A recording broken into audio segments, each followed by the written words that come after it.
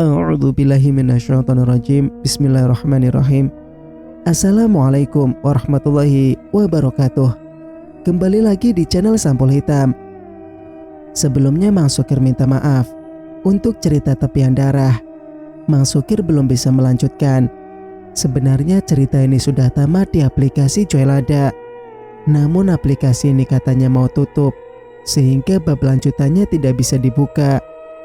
Dan Mang Sukir sudah konfirmasi sama penulis, dan nanti akan dikirimkan naskahnya sampai tamat.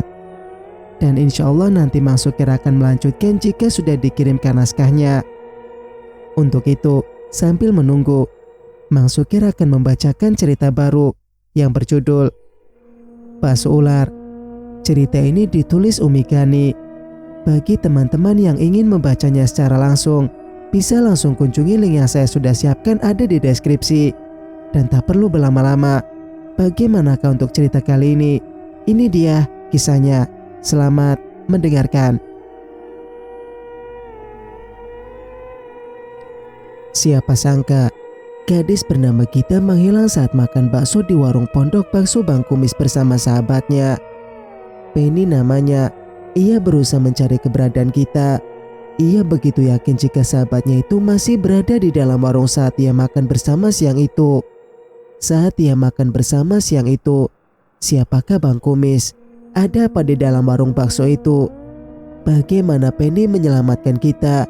Akankah Penny mampu melawan Bang Kumis dengan kelemahannya? Sudut pandang kita. Siang ini terik matahari terasa membakar kulitku. Keringat pun tanpa permisi keluar dari pori-pori. Begitu derasnya membanjiri sekujur tubuh. Rasa lapar menambah derita di siang hari ini. Sepertinya makan yang pedas-pedas terasa segar, ditambah dengan minuman yang dingin, akan semakin lengkap memanjakan lidah dan cacing-cacing dalam perutku. Hei Git, seseorang dari arah belakang memanggil seraya menepuk pundaku. Seketika aku menoleh, ternyata Penny rekan kerjaku. Apaan? Jawabku malah sembari mengelap keringat. Makan yuk, lapar nih. Di ujung jalan ada pondok bakso loh, baru buka. Katanya enak, ajaknya. Seketika aku setuju. Kebetulan sekali lagi ingin makan yang segar-segar. Tiba di pondok bakso yang dimaksud Penny. Tempatnya bersih, tidak terlalu besar. Namun tidak juga terlihat kecil. Cukup ramai, padahal baru beberapa hari buka. Mungkin rasanya memang enak. Harganya yang relatif murah. Tentu bagi para pekerja kuli seperti kami pas di kantong.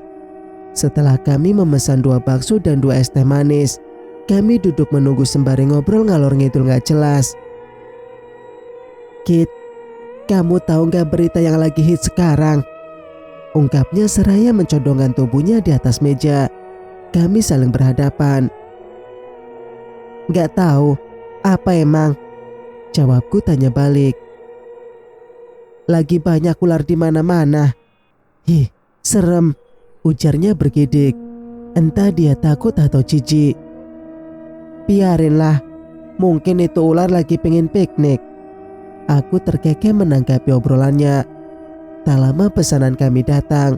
Buru-buru kami menyantap hidangan yang sudah di depan mata. Terlihat menggoda. Aromanya menusuk rongga hidung, membuat air liur ini terasa banjir di dalam mulutku. Enak ya, pantes rame, ucap gadis berambut lurus itu, sembari menyesap kuah bakso yang terlihat masih berasap. Iya, jawabku singkat. Aku pun begitu menikmati, tak peduli keadaan sekitar. Sekalipun mungkin ada ular lewat, saking khusyuknya makan bakso. Ini benar-benar enak. Setelah kami kenyang menghabiskan semangkuk bakso tanpa sisa, aku dan Penny segera undur diri. Tak lupa membayar, lalu kembali ke pabrik, bersiap untuk mulai lagi bekerja. Kami bekerja di salah satu pabrik sepatu terbesar di ibu kota. Jam istirahat tinggal sebentar lagi. Kusempatkan sholat zuhur terlebih dahulu. Pukul 17:15 sore. Seperti biasa, aku sudah standby di depan TV.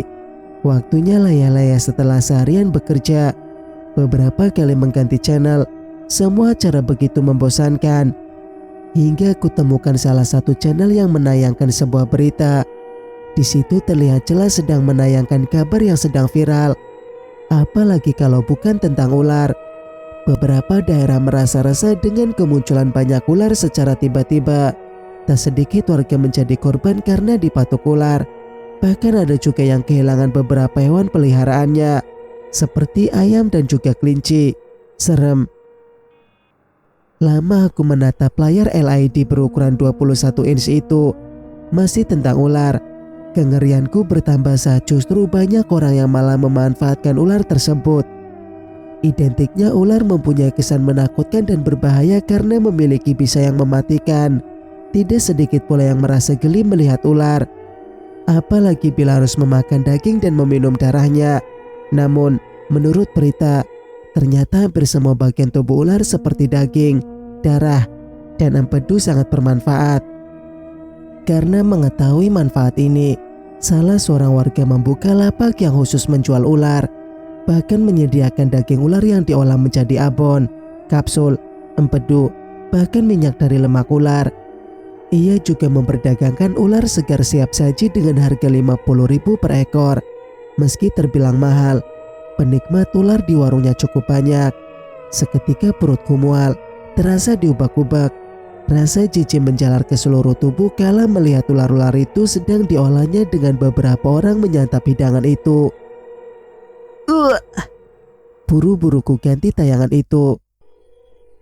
"Kenapa sih lo? Ngidam ya?" tanya Penny yang tiba-tiba nyelonong masuk. Jangan ditanya kenapa Penny ada di kamarku. Kami ngekos berdua. Di samping lebih ringan membayarnya, juga buat teman curhat.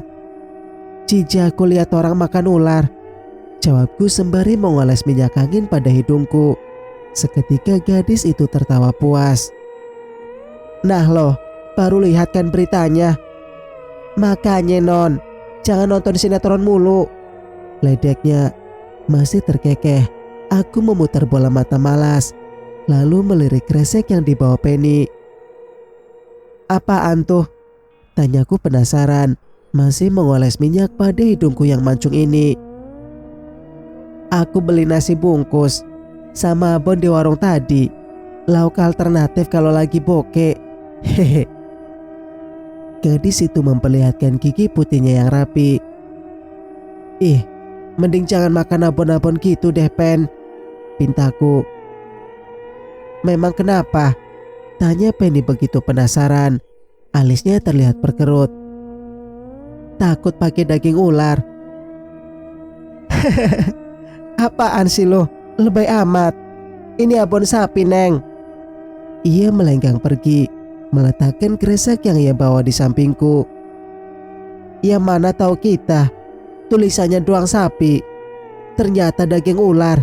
"Ih," terdengar suara tawanya dari arah belakang. "Dasar keras kepala," rutuku dalam hati. Gara-gara ular nafsu makanku jadi berkurang. Jadi milih-milih kalau mau makan. Entah kenapa melihat berita itu aku jadi parno begini. Setiap kali mau makan yang komposisinya diolah dengan daging jadi mikir-mikir. Takut dicampuri dengan daging yang tidak layak atau tidak lazim untuk dimakan. Singkat cerita, sudah hampir sebulan aku tak makan bakso di ujung jalan. Beberapa kali Penny mengajakku makan di sana. Langsung kutolak mentah-mentah. Walaupun sesekali tergiur karena bakso adalah makanan favoritku. Tapi lagi-lagi jika membayangkan ular-ular itu jadi tak berselera, mending makan di warteg, sayur asam sama tempe dan sambal. Lebih aman. Suatu hari, warteg dan beberapa warung nasi tidak buka. Hanya pondok bakso di ujung sanalah yang tetap buka. Entah kenapa bisa serempak itu.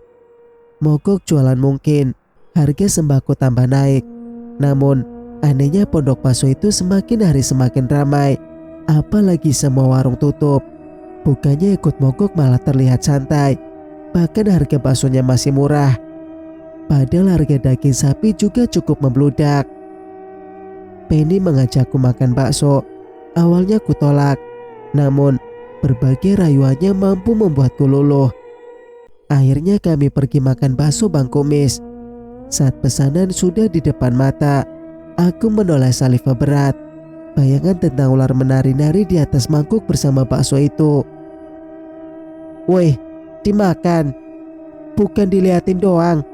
Keburu dingin," ucap Penny. Ia terlihat begitu bersemangat untuk melahap makanan di hadapannya itu. Iya, jawabku ragu-ragu. Pelan ku geser mangkuk lebih dekat. Baru saja akan menyendok, kulihat sesuatu yang aneh pada kuah bakso. Dengan ragu ku sendok sesuatu yang aneh itu, seperti sisik ular. Dek, bukannya aku jijik dan takut. Justru rasa penasaran menghampiri. Kenapa bisa ada sisik ular di baksonya? Mungkinkah ini bakso pakai daging ular? Astagfirullah, batinku. "Pen, kebelet nih," ucapku pura-pura. Ingin sekali aku mengecek sendiri ke belakang. Siapa tahu Bang Kumis memang meracik pengolahan bakso di sini juga. "Ya udah sono ke belakang. Masa mau pipis di sini?" ujarnya tanpa menoleh ke arahku. Seketika aku mengangguk, lalu beranjak dari tempat dudukku. Perlahan aku masuk, kemudian meminta izin pada salah satu karyawan untuk menumpang ke toilet. Ia menunjukkan letak toilet tersebut. Saat aku masuk, tempatnya sangat bersih. Tidak ada tanda-tanda mencurigakan. Mungkin ini perasaanku saja, mengira kalau Bang Kumis mengolah daging ular untuk diolah menjadi bakso. Baru saja akan masuk ke kamar mandi, ku dengar suara desisan. Suara apa itu? Tiba-tiba keringat dingin mengucur. Aku celingukan, mencari sesuatu. Semoga itu bukan suara desisan ular. Kuperhatikan keadaan sekitar. Nihil, tidak ada apapun. Hanya satu yang kini membuatku penasaran. Tak jauh dari kamar mandi, ada pintu yang tertutup. Aku berpikir kalau di sana ada ruangan lagi. Setelah mengecek situasi, beberapa karyawan tengah sibuk melayani pembeli. Rasa penasaran kian membuncah. Lalu melangkah ke arah pintu itu, mendekatkan kuping kanan pada daun pintu, berharap aku bisa mendengar suara aneh tadi. Suaranya semakin jelas, dan hanya itu yang aku dengar. Perlahan aku membuka pintu. Yes, tidak dikunci. Aku mulai melangkah. Aroma tak sedap mengganggu rongga hidung. Bau anyir dan bangkai seperti menyeruak. Dengan menutup hidung, aku masih bertahan di sini. Demi menuntaskan rasa penasaran, ruangan ini agak gelap jadi penglihatanku masih belum jelas menyisir seisi ruangan. Lalu mengeluarkan ponsel dan menyalakan senter. Betapa terkejutnya diriku saat cahaya yang keluar dari ponselku langsung memperjelas keadaan yang ada di dalam ruangan pengap ini. Astagfirullahaladzim. Ya Allah, apa ini? Aku mematung, menelan saliva berat. Nafasku memburu dan keringat dingin semakin deras membanjiri tubuh. Jantungku berdegup lebih cepat. Mataku tak berhenti melotot demi menatap sesuatu yang mengerikan di hadapanku. Begitu banyak jenis ular melingkar di dalam sebuah kandang. Suara desisanya saling bersautan. Beberapa ular yang sudah dipotong-potong dan dicincang pun terlihat di dalam sebuah baskom besar. Demi Tuhan, tubuhku seketika kaku. Bahkan aku tak bisa berteriak. Allah, Allah. Dalam hati aku hanya bisa menyebutnya. Cukup lama mematung. Perlahan tubuh ini sedikit bisa digerakkan. Seketika aku membalikkan badan hendak berlari meninggalkan tempat mengerikan ini. Namun saat aku membalikkan badan, seseorang tengah menatapku. Bang Kumis. Dia terlihat menyeringai. "Sedang apa kau di sini, anak manis?" Laki-laki berkumis itu terlihat menyeringai. Aku gemetar hebat, tak mampu menjawab pertanyaannya. Mengapa Bang Kumis melakukan ini? Apa Bang Kumis tidak takut jika aku melaporkannya pada polisi? Ucapku sedikit berani, namun tak mengurangi rasa takutku.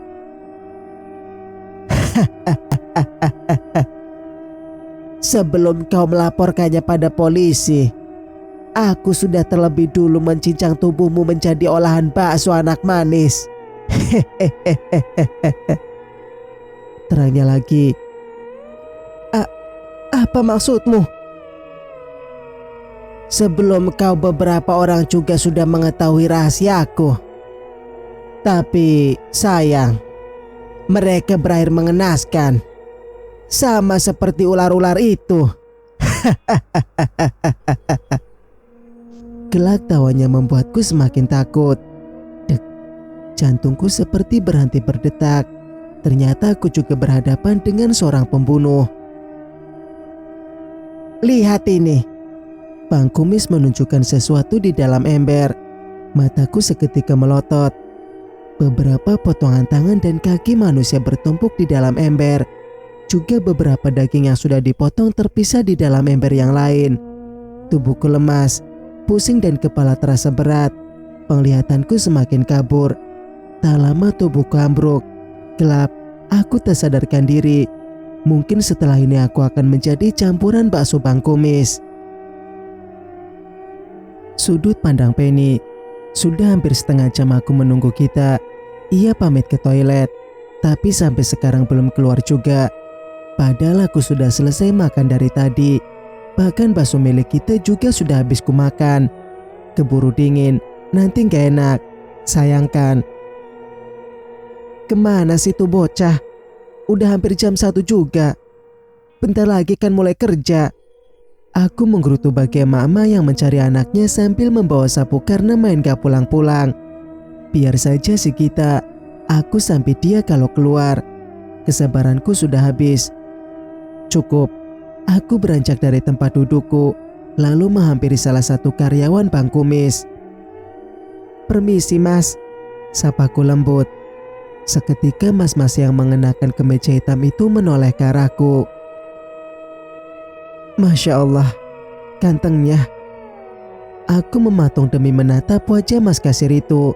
Wajahnya bersih, hidungnya mancung, kumis tipisnya menambah kesan dewasa dan berkarisma. Aku kelepek-kelepek dibuatnya. Inikah yang dinamakan cinta pada pandangan pertama? Iya mbak, ada apa? Ucapnya membuyarkan lamunanku. Nikah yuk. Ups, ya Allah, Penny, mulutmu ini suka blong. Sembari menepuk-nepuk mulutku sendiri. Maksud saya berapa semuanya mas? Aku meringis menampakkan gigiku yang putih dan rapi. Mas itu terlihat menahan tawa. Aku takut dia malah kentut. Bisa hilang rasa kagumku padanya. Mas itu terlihat menahan tawa. Bisa hilang rasa kagumku padanya. Ngebucin terus. Nambahnya apa mbak? Nambahnya nomor HP aja mas. Kami sama-sama tertawa. Bakso 2, es teh manis 2. Gak nambah apa-apa mas. Sambungku seraya mengambil dompet. Jadi 26.000 mbak. Jawabnya. Di kota makan segitu sangat murah menurutku. Coba makan bakso di warung lain, pasti lebih mahal. Di sini harga bakso 10.000, es teh cuma 3.000. Kalau yang lain mungkin bisa sampai 20.000 atau 25.000. Ini, aku menyodorkan uang 1 lembar 50-an. Oh iya mas, mau nanya, mas lihat temen aku nggak? Tadi dia numpang ke toilet. Tanyaku pada pria tampan itu. Ia masih sibuk dengan kalkulatornya. Terlihat buku dengan banyak tulisan di samping kalkulator itu. Mungkin dia sedang menghitung. Oh, yang tadi. Emang belum keluar? Bukannya udah lama banget ya? Bentar saya cek dulu. Jawabnya seraya mengambil uang dariku dan meletakkannya terlebih dulu ke laci. Aku hanya mengangguk tanda setuju. Kemudian dia pergi ke belakang. Tak lama dia kembali. Gak ada siapa-siapa mbak. Kosong kamar mandinya. Kok bisa sih? Apa dia udah balik dulu ya? Atau dia marah karena baksonya ku makan? Aku bertanya seorang diri. Mbaknya makan 2 mangkuk. Mas kasir kembali duduk. Hehehe, iya mas, hilaf, jawabku malu-malu. Mati aku jadi keceplosan kan. Habis sudah harga diriku di mata laki-laki tampan itu. Ya udah mas, makasih ya. Buru-buru aku pergi meninggalkannya. Tunggu mbak. Mendengarnya aku langsung kegirangan. Mungkinkah dia mau mengajakku berkenalan dan mengajakku jalan? Atau paling gak minta nomor. Seketika merapikan rambut dan bajuku, lalu berbalik menghadapnya. Ini kembaliannya. Ya salam, nih orang belum pernah dicubit ginjalnya kali ya. Buru-buru aku mengambil uang kembalian itu, lalu enyah dari hadapannya. Singkat cerita, sepulang kerja aku masih bingung mencari keberadaan kita. Di pabrik pun tidak ada yang melihatnya. Kupikir dia sudah pulang. Namun saat aku pulang kontrakan masih dalam keadaan terkunci. Kami sama-sama memegang kunci supaya bisa masuk kontrakan tanpa harus selalu bersama.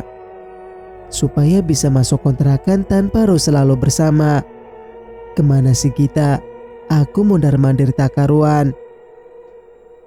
Lalu sejenak melupakan itu, berniat mandi dan makan terlebih dulu. Biarlah nanti lagi ku cari kita. Mungkin dia ke rumah temennya atau pulang ke kampung. Tapi belum sempat pamit padaku. Aku pun belum sempat menghubunginya.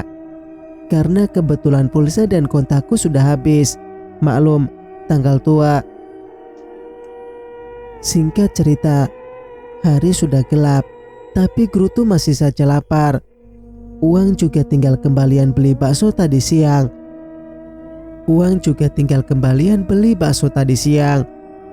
Untuk makan besok terpaksa aku mengutang lagi. Keputusan keluar, mencari cemilan untuk teman menonton TV. Biasanya kita yang selalu semangat beli makanan kayak gini. Entah kenapa hati ini gelisah memikirkannya. Rasa khawatir menyelinap di dalam hatiku. Ya Allah, semoga kita baik-baik saja. Amin. Aku berjalan menyusuri setiap gang hingga sampai ke jalan besar. Beberapa penjual makanan berjajar rapi di tepi jalan raya. Cek. Aku melewati pondok bakso Bang Kumis untuk sampai di jalan raya. Entah kenapa aku kembali memikirkan kita. Tepat di samping pondok bakso milik Bang Kumis, saat akan belok kanan, dari jauh kulihat seseorang tengah mengendap-endap di kegelapan bersama rerumputan. Memang ini jalan paling ujung. Warung Bang Kumis dikelilingi lahan yang cukup luas. Namun, seperti pekarangan, tanah milik pemerintah yang tak terurus. Beberapa tumbuhan dan rumput terlihat menghiasi pekarangan itu. Saat siang terlihat sangat rindang. Namun, saat malam tiba-tiba tempat itu terlihat menyeramkan. Aku mengecek jam lewat ponsel yang sedari tadi kupegang. Pukul 21:15. Siapa yang malam-malam begini di tengah-tengah pekarangan seperti itu? Apa dia nggak takut ada ular? Kan lagi banyak ular di mana-mana. Aku mengedarkan pandangan dan menyapu sekitar. Sudah sepi. Jarang ada orang lewat kalau jam segini. Kendaraan juga hanya beberapa yang melintas. Itu orang hantu apa ya? Kalau hantu aku ajak kawin juga mau dia. Tanpa rasa takut, ku beranikan diri menghampirinya. Aku masih mengendap-endap. Sesekali menjatuhkan diri ke tanah, seperti menangkap sesuatu. Jarak kami semakin dekat. Sekarang penglihatanku lebih jelas. Dia seorang laki-laki bertubuh gempal. Tunggu, bukankah dia Bang Kumis? Refleks aku memanggilnya. Entah namanya siapa. Aku hanya memanggilnya sesuai dengan nama warungnya. Seketika dia menoleh. Terlihat sesekali dia gugup. Kulihat dia membawa kantong kresek besar berwarna hitam. Entah apa yang dibawanya. Lagi ngapain bang? Malam-malam di situ. Gak takut? Tanyaku penasaran pada laki-laki berkumis tebal itu. Aku berjalan mendekatinya. Bukan urusanmu. Cepat sana pergi, bentaknya. Memang Bang Kumis terkenal pendiam. Tidak banyak bicara, sekalinya bicara pasti ketus. Meski dia baru sebulan tinggal di tempat ini, beliau cukup jadi pusat perhatian. Baru saja buka warung bakso di sini sudah cukup sukses. Terbukti yang awalnya dia hanya berjualan dengan 1 karyawan, kini sudah 3 karyawan. Bahkan dirinya tidak lagi ikut berjualan, hanya sesekali mengecek dan membantu. Selebihnya urusan karyawan. Namun, menurut temanku yang juga tetangga dekat rumah Bang Kumis, ia mengelola, meracik, dan menggunakan resep sendiri. Pernah sesekali ada yang meminta resep sama Bang Kumis. Namun, menurut temanku yang juga tetangga dekat rumah Bang Kumis, ia mengelola, meracik, dan menggunakan resep sendiri. Pernah sesekali ada yang meminta resep sama Bang Kumis agar baksonya seenak buatannya. Ia langsung menolak. Katanya rahasia. Ya, mungkin itu resep turun-temurun hanya untuk keluarganya, pikirku. Kelak bener sih bang. Aneh kan cuma nanya. Ucapku tak gentar dengan bentakan laki-laki yang kutaksir usianya sudah kepala 4. Dasar bocah, gak punya kerjaan, bentaknya lagi. Seraya pergi meninggalkan diri, ia pergi masuk gang. Rumah Bang Kumis tepat di belakang warung baksonya. Namun, aku terpaku melihat kresek yang dibawa Bang Kumis. Meski keadaan cukup gelap, tapi aku bisa melihat kresek itu seperti ada yang bergerak-gerak hingga menimbulkan suara. Apa ya kira-kira? Mungkin Bang Kumis habis nyari kodok buat makan biawak peliharaannya. Aku terkekeh sendiri. Aku melupakan hal itu, lalu kuputuskan meneruskan tujuan awal mencari cemilan. Jam segini tukang martabak pasti masih buka. Namun, baru saja melangkah meninggalkan tempat itu, terdengar suara ponsel, seperti dering telepon. Mungkin ada panggilan masuk. Aku sangat mengenal suara telepon ini, tapi entah milik siapa. Tak lama suara itu berhenti. Tiba-tiba aku teringat kita. Ya, bukankah ini suara ponsel kita? Tapi di mana ponsel itu? Seperti ada secercah harapan untuk mengetahui di mana kita berada. Aku menyapu jalanan, perlahan mencari benda pipih itu. Mungkin ponsel kita terjatuh. Kenapa aku nggak telepon aja? Ya, dari tadi. Ya Allah, Penny. Aku menapuk jidatku beberapa kali. Untung tadi sempat ngutang pulsa sama tetangga kontrakan demi untuk menghubungi kita. Buru-buru aku mencari nomor kita.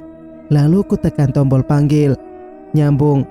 Benar saja, suara ponsel tadi kembali berbunyi. Aku merasa suara itu berada di dalam pondok bakso Bang Kumis. Berdiri di depan warung itu, suaranya terasa jauh, namun sangat jelas ku dengar. Lalu aku mencoba berjalan ke arah samping warung. Kali ini sangat jelas. Apa ponsel kita tertinggal di dalam? Aku bertanya seorang diri. Tak lagi kuhiraukan malam sunyi sendiri di sini. Aku harus mencari kita. Entah kenapa tiba-tiba firasatku mengatakan kita dalam bahaya. Jika dia sudah keluar dari toilet tadi siang, mengapa aku tidak melihatnya? Kalaupun sudah keluar, kenapa ponselnya tertinggal? Otakku kini berputar 180 derajat. Padahal sebelumnya aku menganggap enteng masalah ini. Dan baru aku sadar jika ini semua ganjil. Aku kembali menghubungi ponsel kita. Tadi mati karena panggilan tidak ada yang mengangkat. Namun, kali ini ku dengar seorang wanita berbicara. Maaf, nomor yang Anda tuju sedang tidak aktif. Sial, ternyata operator. Mungkin ponsel kita lowbat. Itu sebabnya tiba-tiba nggak aktif, pikirku. Buntu, tidak ada lagi yang bisa ku perbuat. Menanyakan langsung dengan sang punya warung juga rasanya tak mungkin. Mengingat hari sudah malam, takut mengganggu. Lagian barusan ditanya benar-benar saja dia marah. Biarlah besok saja aku bertanya lagi. Kuputuskan untuk pulang. Niat membeli martabak ku batalkan. Hilang sudah seleraku. Mengingat kita yang entah kemana dan bagaimana keadaannya. Aku melangkah gontai dengan perasaan getir. Rasa cemas begitu menyerangku. Tiba di kontrakan, aku merebahkan tubuh yang terasa kaku. Pikiran dan hati tengah dirundung kesedihan. Tak terasa buliran bening mengalir dari kelopak mataku yang kini membasahi pipi. Tak terasa buliran bening mengalir dari kelopak mataku yang kini membasahi pipi. Baru kali ini aku tidur tanpa Gita, dalam keadaan yang tidak pasti keberadaannya. Aku dan Gita sudah seperti saudara. Walau kami baru beberapa bulan bersama, sama-sama merantau demi untuk mencari sesuap nasi. Kami bertemu saat aku pertama mengajarinya training di awal kita bekerja. Ya, aku lebih dulu bekerja di sini. Kira-kira sudah lebih dari 3 tahun. Setelah itu baru kita masuk. Sifatnya yang mudah bergaul membuatku senang berkawan dengannya. Aku mengajaknya tinggal bersama yang kebetulan saat itu masih mengontrak sendirian. Hingga akhirnya kami sangat akrab. Bahkan kami sering dibilang kembar, entah apanya yang kembar. Kembali aku mengingatnya, gadis itu tidak pernah mengeluh. Walau orang tuanya sudah lama meninggal, dia begitu mandiri. Kita sering sekali curhat padaku tentang kehidupannya. Ia dibesarkan oleh neneknya setelah ayah dan ibunya meninggal dalam kecelakaan. Saat neneknya sudah meninggal, barulah gadis yang usianya menginjak 19 tahun itu memutuskan untuk merantau dan mencari pekerjaan. Aku membuka galeri, membuka foto-fotoku bersamanya. "Gita, kamu di mana? Kau baik-baik saja kan? Pulanglah, Git. Jangan membuatku takut." Aku kembali menangis. Lama-kelamaan mata terasa berat, hingga akhirnya terlelap. "Penny," lirih suara seseorang memanggil. Aku terbangun. Betapa terkejutnya saat melihat Gita ada di hadapanku. "Gita, benarkah ini kamu, Git?" Tanyaku tak percaya. Gita hanya mengangguk dan tersenyum. "Alhamdulillah, akhirnya kamu pulang juga, Git. Aku khawatir sama kamu. Dari mana aja sih?" Tanyaku lagi sembari memegang kedua tangannya. Dingin. Kenapa tangan kita sangat dingin? Wajahnya terlihat pucat. Tatapannya juga kosong. "Gita, kok gak jawab? Kamu gak apa-apa kan? Ada apa, Git? Cerita dong sama aku." Cecarku mencoba agar kita mau menjelaskan kenapa dia bisa menghilang. Tak biasanya kita seperti itu. Bukannya menjawab, kita malah menangis terseduh-seduh, membuatku semakin khawatir. "Tolong aku, Pen. Tolong aku." Rintinya begitu memilukan. Aku semakin merasa jika sesuatu telah terjadi dengan sahabatku itu. "Iya, Git. Aku pasti menolongmu. Tapi minta tolong apa? Apa yang bisa ku perbuat?" Aku mengusap pundaknya, berusaha menenangkan gadis itu. Kepalanya yang sedari tadi menunduk karena menangis, kini mendongak dan menatapku tajam. Seketika bulu kuduku meremang. "Bunuh ular itu," ucapnya penuh penekanan. "Ular? Ular apa, Git?" Aku bingung dengan ucapannya. Seketika aku terlonjak saat tiba-tiba kita berubah wujud menjadi ular raksasa yang begitu mengerikan. Lidahnya yang panjang dan bercabang sesekali menjulur, bersiap mematukku dan bersambung. Nantikan kelanjutan ceritanya. Jika teman-teman suka dengan ceritanya, jangan lupa untuk like, komen, dan subscribe channel ini. Dan tentunya nyalakan notifikasinya agar teman-teman tidak ketinggalan cerita-cerita dari Mang Sukir. Mang Sukir pamit. Wassalamualaikum warahmatullahi wabarakatuh.